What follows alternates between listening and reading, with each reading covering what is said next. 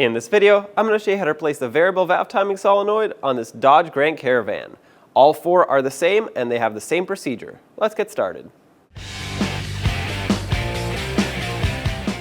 To remove the variable valve timing solenoids, the procedure will be exactly the same for any of the four you want to remove. On the passenger side of your engine, you'll have an electrical connector. Unplug that, set it aside, and then 3 T25 Torx bolts will hold this onto the valve cover. Remove all three.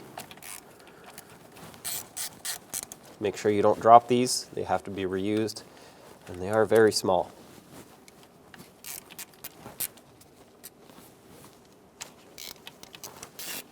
At this point, if you had a lot of debris around here, you'd go ahead and clean it up.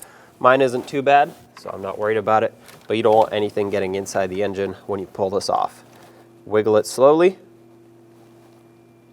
and there it is. Now take your VVT solenoid, and before you put it back, I'm going to inspect this gasket. Mine looks like it's in great shape.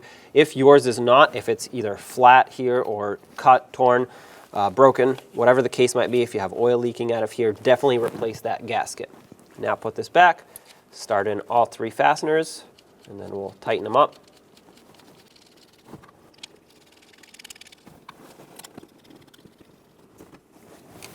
To tighten these, you just have to go until it's snug, basically stop spinning right here, and then just a tiny bit extra.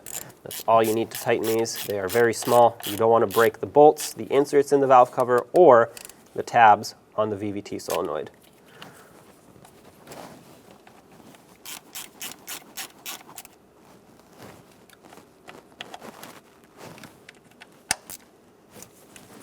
Plug this in, make sure it clicks. There you go. When only the best will do, demand TRQ. The only company that lets you view before you do. TRQ is committed to offering the highest quality aftermarket auto parts that are engineered for peace of mind. Thanks for using and viewing with TRQ.